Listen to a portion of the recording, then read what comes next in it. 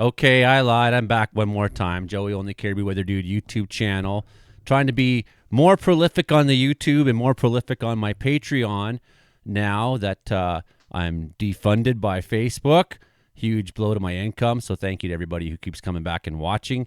Just watching is giving me the ad revenue that's sustaining this channel still, and the members and the Patreons. So let's talk about this big storm that happened this week that went through Eastern Canada. I was warning you about it on the channel, but I don't cover Eastern Canada that much. I think I'm going to change that, though. I think I'm going to expand more and more and just keep trying to make more weather videos about whatever's going on in the country.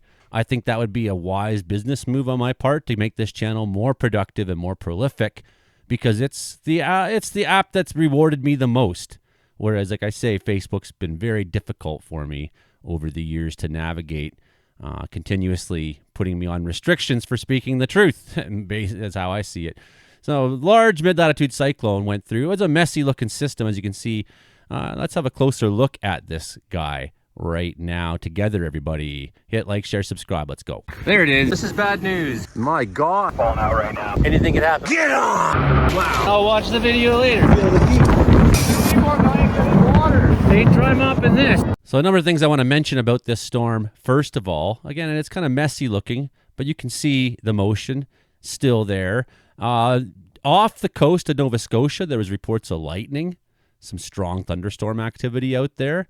And another big story we had was lake effect snow. You can see right here, we got this cool air mass that's coming in behind this mid-lat cyclone, and it's going over top the warm Great Lakes, and that is making moisture condense.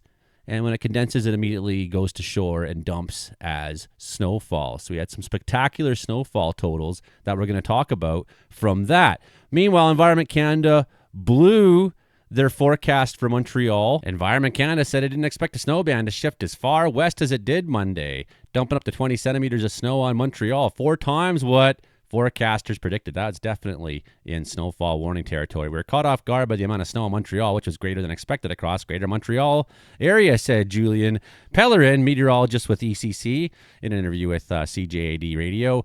We expected 15 to 20 centimeter band to be much further east over the Eastern Township region, he said. However, that band shifted a little bit more west over the Montreal area. We had widespread power outages, school closures across Quebec. As a result, downtown Montreal saw 20 centimeters of snow compared with 5 centimeters originally forecast at Trudeau Airport. 8 centimeters were recorded. Meanwhile, areas like Coaticook and Eastern Townships had been expecting to receive the heaviest snowfall, saw less than 10 centimeters. 200,000 people were without electricity at the height of the storm as well. Wet, heavy snow weighted down tree branches and power lines. Snow continued through Thursday afternoon, with Pellerin saying Montreal could see another 5 centimeters before it tapered off. Which, okay, that's a couple days old, but there you go. That put 1,000 hydro workers back to work there for a little bit there when that storm came through. So that was impressive for Montreal. Back to the map. You got to remember that, Environment Climate Change Canada has not received a huge upgrade in funding in a long time. That's something I'd like to have seen in the budget that Carney put forward. I'd like to have seen, the best bang for our buck is the weather services that the government of Canada and the government of the United States, reluctantly the government of the United States, is providing us. So thank you very much to them. It's the information, the data that all the meteorologists you're watching, whether they're on TV or on the radio or wherever you're watching them, we're all looking at the same data, right? So this is just, you get my interpretation on the channel. Sometimes I will add the official interpretations from Environment Canada. Then we had a large storm in Newfoundland. We had Les Sweat winds, given a major hurricane gusts as the storm slammed up into Newfoundland. We had snowfall up in the north. We had some amazing totals, some pretty impressive statistics that were reported for Newfoundland. This is from Wednesday, this update. So we're going back. And of course, this information was regarding the storm that had hit, beginning Monday night. Low pressure system brought rain and strong winds to much of the island beginning Monday night. The rain and strong winds persisted through Remembrance Day before tapering off the morning of Wednesday, yesterday. Rainfall in millimeters. Check out some of these totals. Boat Harbor had 109 mils. Head of Bay d'Espoir had 100.8. St. Albans 99.4. St. Lawrence 98.1, Grey River 90.5. Then we got in the 80s, Lord's Cove and Winterland. In the 70s, Port Al Basque and Burgeo. 69 mils for Clarenceville, 50.3 for St. John's West. In the 40 mil category, we have Millertown, Argentia, Lethbridge, St. John's Airport, Rec House, and Terra Nova National Park.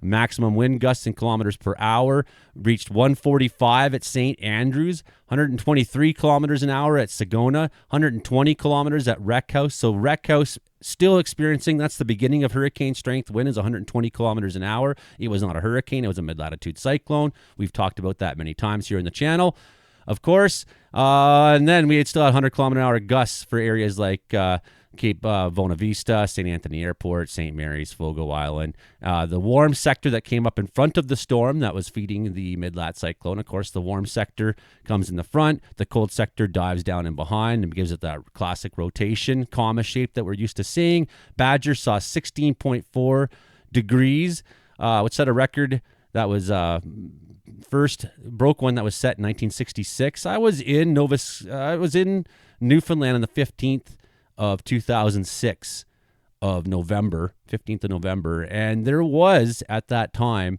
15-degree weather in St. John's. So on the coast, it can be much like BC. You know, you can get some pretty warm weather on the coast. Placentia Bay, 16.5. Winterland, 15.4. That doesn't include the snowfall that came in behind. We'll have more about Newfoundland in a minute. Ontario. So this is the lake effect snow I was talking about.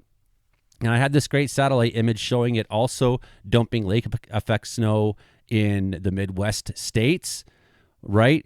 So what you're having happen is the cold air that's coming down in behind the mid-latitude cyclone on the backside is running over top of the relatively warm water of the Great Lakes. That's making for humidity. That makes some of that moisture move towards shore, condense basically as cloud, move towards shore, and then immediately find that it is in the wrong environment and can't stay in the air. The air is too cold. So what does it do? It immediately dumps, and that puts snowfall totals in Ontario, such as Glencoe, that saw 58 centimeters. Holy, Alveston, 43 centimeters. This was the case last year a lot too. Last winter saw a lot of lake effect snow. Rockland, 30 centimeters. London got 29. Flesherton, 28. Mono, 26. Strathroy, 26. And Markdale, 20. And of course, that same effect I'm talking about we saw in the Great Smoky Mountains. This is like a related effect, I should say. It's not a lake effect. It's a related effect where, again, it doesn't look like there's much going on. They had this moisture kind of comes along that's basically invisible. It rides up the mountains, condenses, and dumps snow on the mountains.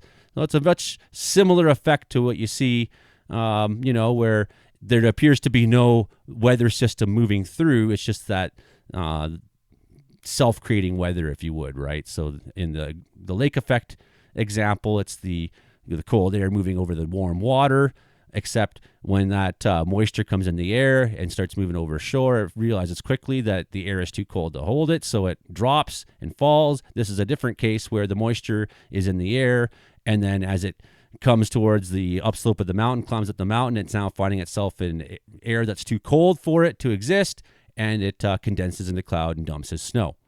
Okay, does that explanation make sense at all? Some more exciting totals that we saw also, Newfoundland and Labrador having more high temperatures on the 12th, set records of 16.8 in Daniels Harbor, 13.5 in Lassie, and 13.8 in Twillings Gate. Nunavut, meanwhile, is set daily maximum records, but those are in the minuses for most of it, except for Caillou at 2.7 degrees, and Kikik, Tangerac, 2.2 Celsius. So I thought that was just some pretty interesting totals, weather phenomenons, things that we saw from that last mid-latitude cyclone. We can learn a lot about how the mid-lat cyclones work just by studying something that just happens sometimes. And then the next time you see things coming together, you go, hey, I recognize this. I've seen this before. And you watch enough weather for long enough, like I've been doing, eventually you start thinking, well, I've seen it all. And then sometimes you get surprised. Even I get surprised. But not this time. No, that's pretty much how we forecasted it to go here on the channel. Hit like, share, subscribe. We'll see you next time, everybody. Be safe out there.